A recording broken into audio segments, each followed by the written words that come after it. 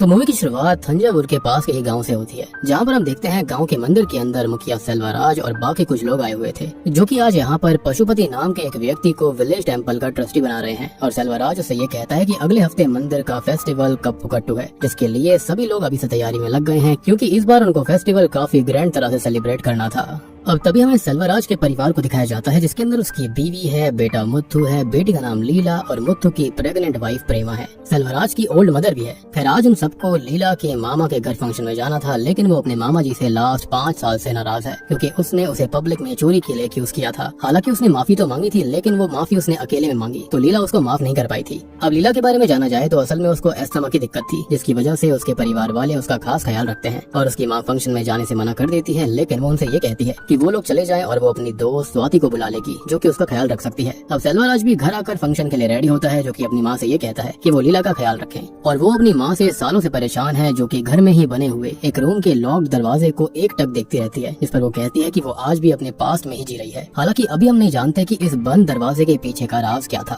अब इसी बीच हम मुत्थु को भी देखते हैं, जिसे उसका दोस्त प्रेशराइज करता है, उस पर गुस्सा करता है, क्योंकि मुत्थु ने बिजनेस के लिए मंदिर के ज्वेलरी बॉक्स से भगवान का क्राउन यानी कि मुकुट चुरा लिया था, और उसे ऐसा लगा कि वो पैसे कमाकर उसको वापस लाकर रख देगा। लेकिन अब वो पैसे डूब चुके हैं और अगले ही हफ्ते ये फेस्टिवल होने वाला है और उससे पहले उन्हें उस क्राउन को वापस लाना होगा। खैर अब वो यहाँ वहाँ से लोन के लिए कोशिश भी कर रहा है, जिस पर उसका दोस्त अशोक कहता है कि वो अपने घर से ही पैसे क्यों नहीं मांग लेता, जिस पर वो कहता है कि वो नहीं चाहता कि उसके परिवार को ये सारी बातें पता चले। खैर अब तभी हम एक परिवार को देख पाते हैं, जिसके हेड का नाम है रत्नम, जिसकी माँ काफी समय से बीमार है और बस उनके प्राण ही नहीं छूट रहे हैं, लेकिन उनका शरीर ऐसा है बिल्कुल बेजान सा पड़ा रहता। और बात करें उसके बेटे के बारे में तो उसने इंटरकास्ट मैरिज करी है, मतलब कि अपने से नीची जाति में, जिससे कि वो अपने बेटे पर गुस्सा रहता है और अपनी बहू से नफरत करता है, जिसको वो कैसे भी करके एक्सेप्ट करना नहीं चाहता। अब उसकी माँ के बारे में गांव में अलग अलग बातें होती रहती है कि वो इतने समय से खत्म नहीं हो रही हैं, उसके अंदर दो आत्माओं का वास है। लेकिन कुछ लोग इसके पीछे लॉजिक भी देते हैं कि वो पुराने जमाने की थी, अच्छे तरह से खाती पीती थी, जिसकी वजह से वो आज तक टिकी हुई है। खैर तभी हम लीला को देखते हैं, जो कि स्वाति के साथ गाँव में यहाँ वहाँ घूम रही थी, और यहाँ पर वो अनबू नाम के एक लड़के को थोड़ा पसंद भी करती है। खैर अब वो घर आती है, जिसको सांस लेने में दिक्कत हो रही थी, और सब उसको संभालने आते हैं। तो वो ये कहती है कि इस बंद दरवाजे के अंदर से कुछ बदबू आ रही है, जिसकी वजह से ऐसा हो रहा था, और इस दरवाजे को वो खोलने के लिए कहती है, नहीं तो वो ताला तोड़ने वाली थी। जिसके बाद वो किसी चीज से उस गेट पर चोट मार देती है, और सेल्वराज की माँ ये कहती है कि कोई भी इस दरवाजे को ना खोले, नहीं तो अनर्थ हो जाएगा। लेकिन कोई उनकी एक नहीं सुनता, और अगले ही दिन एक आदमी से उसका लॉक तोड़वाकर दरवाजा खोल दिया जाता है, जहाँ पर से बदबू आ रही थी, क्योंकि वहाँ पर एक चूहा मर गया था, और जिसने दरवाजा खोला था शॉकिंगली उस आदमी का सर वहीं पर फट जाता है, और दादी समझ जाती है कि आगे अब बहुत कुछ अनर्थ होना बाकी है। खैर अब अगला सीन रात का था, जहाँ पर सेल्वराज गुस्से में घर पर आता है, जो कि अपनी बीवी से झगड़ा कर गुस्से में खाना फेंक देता है। इनफैक्ट उसने अपनी बीवी को थप्पड़ भी मार दिया था। अब लीला बीच में आती है, इस चीज का विरोध करती है, इसे रोकती है, गलत बताती है, लेकिन वो उल्टा अपनी बेटी को भी थप्पड़ मार देता है, जो कि अब गुस्से में अपने रूम में चली जाती है। खैर अब रात को मुत्थु घर पर आता है, जो कि घर की हालत देखकर प्रेमा से पूछता है कि क्या हुआ, तो वो पूरा माजरा बताती है। वो इसको लाइटली लेकर सोने चला जाता है, और पीछे से उसकी दादी ये बोलती है कि पता नहीं अब आगे क्या क्या गलत घटित होगा, क्योंकि उनको पता था कि उस दरवाजे को खोलने से कुछ न कुछ होने वाला है, और उन्होंने सबको मना किया था कि कोई भी दरवाजा ना खोले, लेकिन किसी ने भी उनकी बात नहीं सुनी। अब रात को माँ जागती है और लीला के रूम में जाती है, तो देखती है कि वो लटकी हुई थी, यानी कि वो खुद को खत्म कर चुकी थी। अब इस हादसे से पूरा परिवार दुख में डूब गया था, और मुत्थु के दोस्त भी यहाँ पर आ गए थे। लीला के शरीर को नीचे लाया जाता है, और सेल्वराज दुख में ये कहता है कि उसने बस गुस्सा किया था, लेकिन उसने इतना बड़ा स्टेप कैसे ले लिया, और अब वो उसके बिना कैसे जिएगा। मुत्थु के दोस्त उससे पूछते हैं कि क्या हुआ, तो वो बताता है कि घर के अंदर झगड़ा चालू था। अब लीला बीच में आई तो सेल्वराज ने गुस्से में आकर उसे थप्पड़ मार दिया, और वो गुस्से में भर गई, जिसके चलते उसने एक कदम उठा लिया। वो यहाँ पर बहुत ज्यादा दुखी होता है कि वो अपनी बहन को बचा सकता था, उसे कंसोल कर सकता था, लेकिन वो कुछ नहीं कर पाया, जिसका उसे बहुत ज्यादा दुख है और हमेशा रहेगा। अब वहाँ गाँव का डॉक्टर आता है, जो की काफी दुखी था, क्योंकि जब लीला को पहली बार अस्थमा अटैक आया था तो उसने ही उसको ठीक किया। एक तरह से वो उसे मौत से वापस लेकर आया था, और अब वो उसको यहाँ पर ऐसा देख रहा था। अब यहाँ मुत्थु का दोस्त उससे कहता है कि वो पुलिस को इन्फॉर्म ना करे, नहीं तो केस बनेगा, और वो केस लंबा खींचेगा। और ये बात मुत्थु सेल्वराज से भी बोलता है कि अगर पुलिस आई तो लीला को पोस्टमार्टम के लिए भेजा जाएगा, जिसके बाद उसकी बॉडी को काटा पीटा जाएगा, जो कि बिल्कुल सही नहीं है उनके रिचुअल्स के हिसाब से, और उन्हें सीधा उसका फ्यूनरल कर देना चाहिए। अब वो डॉक्टर को भी इस बात के लिए मना लेते हैं, और दूसरा डॉक्टर आकर रिपोर्ट बना देता है कि वो अपनी बीमारी से खत्म हो गई। खैर अब धीरे धीरे गाँव के सभी लोग लीला को देखने आए थे, साथ ही साथ उसके मामा जी भी यहाँ पर आते हैं, जो की उसके पैरों में गिरकर माफी मांगते हैं, रोते हैं कि अब वो उसे कभी भी माफ नहीं कर पाएगी, क्योंकि उनको भी कहीं न कहीं अंदर गिल्ट था कि लीला उनको माफ नहीं कर पाई थी। खैर अब सभी लोग रोते बिलखते हैं, और इसी बीच फ्यूनरल का समय हो जाता है, जो कि मुत्थु 2 बजे बोलता है, लेकिन पशुपति ये कहता है, यानी कि इस टेम्पल का ट्रस्टी, कि उन्हें ये फ्यूनरल 6 बजे करना चाहिए। लीला सैटरडे के दिन खत्म हुई थी, जो कि उसे कंपेनियन देने एक मुर्गे की बलि भी दी जाने वाली थी, और उसके फ्यूनरल और आखिरी मार्च में कोई ढोल नगाड़े नहीं बजाए जाएंगे, क्योंकि वो कुंवारी खत्म हुई है। अब धीरे धीरे शाम होने लगती है, और बॉडी को उठाने के लिए, क्रिमेशन करने के लिए 4 लोग उठाने के लिए आते हैं, लेकिन उसका शरीर इतना भारी हो गया था कि वो किसी से भी नहीं उठती, और और अचानक से उसकी बॉडी एक झटका मार जाती है, ऊपर से नीचे तक हिल जाती है, जिससे कि सभी डर गए थे कि ये तो जिंदा है। अब सभी चेक करते हैं लेकिन उसके अंदर जान नहीं थी। लेकिन अब सबकी सांसें थम जाती हैं जब उसकी बॉडी उठकर बैठ गई थी। फिर अब सभी लोग इससे बहुत ही ज्यादा हैरान रह गए थे। अब जितने मुंह उतनी बातें होने लगती हैं। कोई कहता है कि ये चमत्कार है, कोई कहता है कि ये तो अपशगुन हो गया। अब कोई किसी प्रेग्नेंट लेडी की कहानी सुनाता है जो कि खत्म हो गई थी और वो किसी से भी उठाई नहीं जा रही थी, जो कि अपने बच्चे को जन्म देने वाली थी। और कुछ लोग ये कहते हैं कि कोई लेडी खत्म होने के बाद लोगों को सताती है, और ये सारी बातें वहाँ पर चलने लगी थी। अब इसी बीच अशोक मुत्तू से उस क्राउन के बारे में पूछता है, तो वो बताता है कि वो कल ही उस क्राउन को ले आया था, जो कि उसने उस घर के उसी सीक्रेट रूम के अंदर छुपा दिया, क्योंकि वहाँ पर कोई भी नहीं जाता था। अब इसी बीच कुछ लोग गाँव के पंडित जी को बुलाते हैं ताकि वो यहाँ पर लीला के ऊपर एग्जॉर्सिज्म कर सके। लेकिन वो पंडित जी वहाँ पर आते हैं जो कि रिचुअल से शुरू करते हैं, लेकिन तभी एक बिल्ली उनका रास्ता काट देती है और वो गिर जाता है। तो रिचुअल छोड़कर वो डर के मारे वहाँ से भाग गए थे। अब ये लोग ग्रेव कीपर को बुलाते हैं और वो बॉडी के पास जाकर चेक करता है। जब वो बाहर आता है तो बताता है कि ये तो देवी हैं और वो कुछ कहना चाहती हैं, और जब वो अपनी बात कह देंगी तब यहाँ से जाएंगी। अब प्रेमा मुत्तू से बात करती है कि उनको सब कुछ सच बता देना चाहिए कि लीला कैसे खत्म हुई थी, जिस पर मुत्तू उसको रोकता है। लेकिन तब तक डॉक्टर आकर दुख में कन्फेस करता है कि ये उसकी वजह से हुआ है। लीला ने खुद को खत्म किया था और ये सच उसने सबसे छुपाया, इसलिए वो यहाँ से नहीं जा रही है, क्योंकि उसने झूठ बोला था कि लीला बीमारी के तहत खत्म हुई थी, जबकि उसने खुद को खत्म किया। तो इसी चक्कर में उसको लग रहा था कि देवी इसलिए यहाँ पर आई हैं और इसलिए उसका शरीर यहाँ पर उठ नहीं पा रहा था। अब तभी सेल्वराज भी सबके सामने सच बोलकर माफी मांगता है और रिक्वेस्ट करता है कि कोई लीला के बारे में गलत ना सोचे और कोई भी गलत ना बोले। उसने बस गुस्से में अपनी खुद की जान दे दी और उसकी इज्जत बचाने सेल्वराज ने सच छुपाया था। अब तभी हम लीला की बॉडी को देखते हैं जो कि अभी लेटी हुई थी, और इतने में ही वहाँ पर पुलिस भी आ जाती है। अब ऑफिसर कहता है कि उन्हें उनको पहले खबर कर देनी चाहिए थी और अब वो पोस्टमार्टम करवा कर रहेगा, चाहे वो मुखिया की बेटी हो या फिर कोई भी हो। अब वो अंदर जाकर देखता है और जिस बिस्तर पर लीला थी वो उसको उठाकर चेक करता है, तो वो उसको उठा पा रहा था, यानी कि खाली गाँव वाले उसको नहीं उठा पा रहे थे। खैर वो यहाँ वहाँ चेक करता है तो उसे लीला का फोन और वो दुपट्टा मिलता है जिससे कि वो लटकी थी। वो 4 लड़कों को बोलता है कि वो बेड समेत बॉडी को बाहर लेकर आए, लेकिन जब वो लड़के जो कि गांव के ही थे वो जैसे तैसे बेड तो उठा लेते हैं, लेकिन अब उसके चारों पाए जो होते हैं वो इतने ज्यादा वजन से टूट जाते हैं और ये बिस्तर दीवार से खड़ा सट जाता है, जिस पर लीला की बॉडी भी सीधी सटी हुई थी। वो सभी लोग ये खौफनाक मंजर देखकर डर गए थे। अब वो ग्रेव कीपर बोलता है कि मुर्गी भी मिसिंग है, मतलब कि लीला सिर्फ कन्फेशन नहीं चाहती बल्कि अपने साथ किसी को लेकर भी जाना चाहती है। सब बात करते हैं कि लीला ने अब सबको शापित कर दिया है और मुर्गी नहीं मिली तो वो किसी और की जान लेकर भी जाएगी। अब गांव के लड़के उस मुर्गी को ढूंढने लगते हैं जिन्हें पूरे गांव की मुर्गियां मिल जाती हैं, लेकिन वही बलिदान वाली सिर्फ एक मुर्गी नहीं मिलती।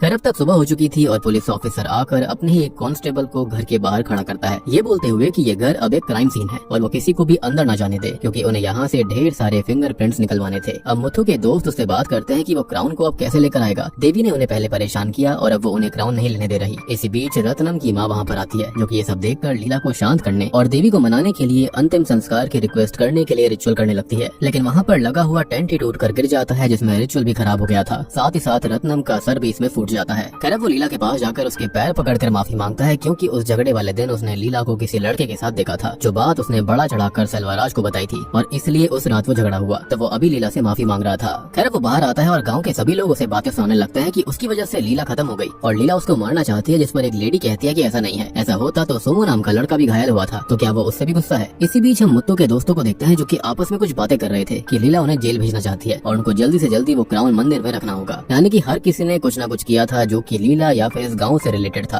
खैर अब हम सोमू को डरा हुआ पाते हैं, जिसको सबके सामने लाया जाता है और तब सच सामने आता है कि वो लीला को हैरस किया करता था, उसे छेड़ता था और एक दिन उसने उसे पकड़ तक लिया और यही चीज उस दिन रत्नम ने देखकर उल्टी सीधी कहानी बना दी थी। खैर गांव के लोग उन दोनों पर बहुत गुस्सा करते हैं कि उनकी वजह से लीला ने खुद को खत्म कर लिया, लेकिन यहाँ कुछ लोग ये भी सोच रहे थे कि उसने इतने छोटे मैटर पर खुद को खत्म क्यों किया, क्योंकि ये चीज तो सॉल्व हो सकती थी। अब तक पुलिस ऑफिसर्स को खबर मिलती है कि लीला के नंबर पर एक नंबर से बार बार संपर्क हो रहा था और जैसे ही लीला का फोन डिस्कनेक्ट हुआ तब से ही ये नंबर स्विच्ड ऑफ है, जिसके चलते पुलिस ऑफिसर उस नंबर के ओनर का नाम, एड्रेस और फोटो मंगवाता है। फिर इसी बीच प्रेमा स्वाति से पूछती है कि क्या वो कुछ और भी जानती है, जिस पर वो बता देती है कि लीला असल में अनबू के साथ रिश्ते में थी। और अगर आप कहानी के चलते चलते भूल गए हैं कि प्रेमा कौन है, तो प्रेमा असल में लीला के भाई मुत्तू की ही प्रेग्नेंट वाइफ है। एनीवेज तभी पुलिस वाले भी अनबू को ढूंढ रहे थे, क्योंकि लास्ट टाइम लीला से बात करने के बाद जो नंबर स्विच्ड ऑफ था वो अनबू का ही था और आखिरी बार उसकी ही लीला से बात हुई थी। अब वो अपने घर से ही गायब था, जो कि लीला को देखने जाना तो चाहता था, लेकिन उसके पिता उसे रोक रहे थे। खैर अब तभी हम इन दोनों का फ्लैशबैक देखते हैं, जिसके अंदर ये दोनों एक साथ काफी खुश थे, दोनों में बहुत प्यार भी था। लेकिन अनबू जो होता है वो गांव के अंदर ही जॉब ले लेता है, जबकि लीला चाहती थी कि वो बाहर जाकर शहर में अच्छी जॉब करे। तो इस बात पर दोनों की बहस हो जाती है और अब अनबू को लग रहा था कि लीला ने जो अपने साथ किया वो उसकी वजह से हुआ था और उसने उससे अच्छे से बात भी नहीं करी थी लास्ट टाइम। खैर प्रेजेंट टाइम में वो और उसके पिता लीला के घर पर आते हैं, जहाँ पर मुत्तू और सेल्वराज उसे पकड़ कर पीटने लगते हैं। अब सभी लोग उनको शांत करते हैं और अनबू लीला की बॉडी के पास जाकर उसके पैरों में गिरकर रोने लगता है। और अब हम उस रात का एक फ्लैशबैक देखते हैं।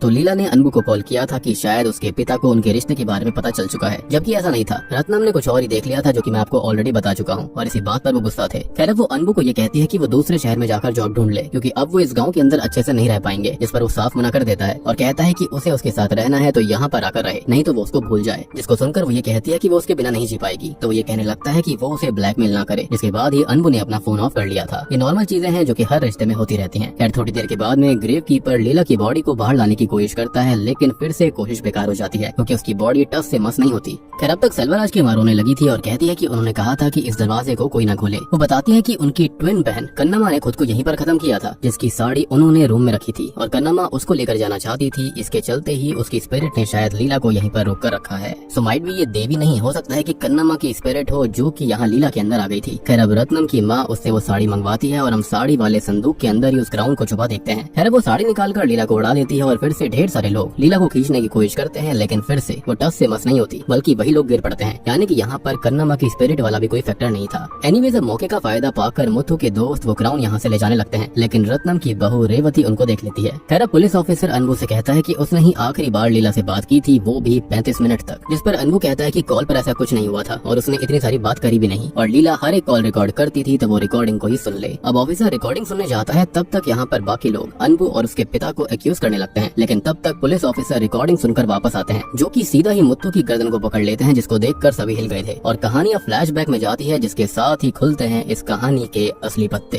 तो असल में उस रात जब वो अनबू से बात कर रही थी तो अनबू का फोन तो ऑफ हो गया था, लेकिन कॉल तो चली रही थी। उसको इस बारे में आइडिया नहीं था और लीला अपना फोन साइड में रखकर बाहर चली जाती है, जिसे मुत्तू मिलता है, जो कि उससे कहता है कि वो सब पहले से जानता था, लेकिन वो उसको समझा रहा है कि वो उनकी कास्ट में उनके बराबर के आदमी से शादी करे, ना कि अनबू से। जिस पर वो कहती है कि वो अपना देख लेगी और वो ये सब नहीं मानती और दोनों के बीच में एक झगड़ा हो जाता है, जिसके अंदर वो अपने भाई से कहती है कि उसने भी 5 साल पहले एक लड़की पर चीट किया था जिसने अपनी जान दे दी थी और ये बात वो जानती है, लेकिन प्रेमा के खातिर उसने ये बात कभी किसी को नहीं बताई। खैर अब तक लीला की सांस फूलने लग गई थी, जो कि अपना पंप उठाती है, लेकिन तभी मुत्तू गुस्से में आकर उसे पीटने लगता है, यानी कि अपनी इज्जत बचाने की खातिर, और वो पैरों से उसे चोक करके जान से मार डालता है, यानी कि उसके अपने भाई ने उसे खत्म किया था। और जब ये सच सबके सामने आ जाता है तो वहाँ पर रेवती, जिसने की क्राउन को देखा था, तो वो उसके दोस्तों को भी एक्सपोज करके कहती है कि लीला के अंदर अभी देवी आई है, जो कि सबको एक समान नजर से देख रही है और उन लोगों ने बहुत गलत किया, जात पात की चीजें करी, यानी कि झूठी शान के चलते ये सब हुआ था। खैर अब तक घर के ऊपर ढेर सारी रेवन बर्ड्स उड़ने लगती हैं। Damn this raven birds again. अब तभी कुछ रेवन बर्ड्स ऊपर से अपने आप नीचे गिरने लगती हैं। एनीवेज अब जिन लोगों ने गलत किया था उनको अरेस्ट कर लिया जाता है और लीला की माँ अपनी बेटी से माफी मांगती है कि वो उसको समझ नहीं पाई। वो रोने लगती है और तब जाकर लीला का शरीर अपने आप ही बिस्तर से नीचे गिर जाता है, मतलब कि अब वो फाइनली जाने के लिए तैयार थी, उसको इंसाफ मिल गया था, यानी कि वो इन जात पात पे नहीं मानती थी, जिसके चलते उसकी स्पिरिट आखिरी टाइम तक अपने शरीर को छोड़कर नहीं गई, सच्चाई सबके सामने आकर रही। और यहाँ पर जिन लोगों ने जो गलत किया था वो भी सबके सामने आ चुका था। अब यहाँ पर आप इसको देवी कह लीजिए या फिर यहाँ पर उसकी खुद की स्पिरिट को या फिर जिद को कह लीजिए। एनीवेज अब लीला की बॉडी को अंतिम संस्कार करने के लिए ले जाया जाता है और जाते जाते लीला ने भेदभाव जैसी चीज को खत्म कर दिया था, क्योंकि उसकी इस अंतिम यात्रा में सब शामिल थे, ना कोई छोटी जात का था, ना कोई बड़ा था, ना कोई किसी का नाम पूछ रहा था और ना ही कोई किसी का काम पूछ रहा था। और बूम, इसी के साथ में यामाकातकी मूवी यहीं पर खत्म हो जाती है। तो दोस्तों ये थी यामाकातकी फिल्म की कहानी, यानी कि the cops which can not move. उम्मीद करता हूँ कि आपको मूवी का कॉन्सेप्ट और चीजें पसंद आई होंगी। यहाँ पर एक सुपर नेचुरल एलिमेंट को ऐड करते हुए इम्पोर्टेंट चीजों के ऊपर काफी सारी लाइट डाली गई है। यहाँ पर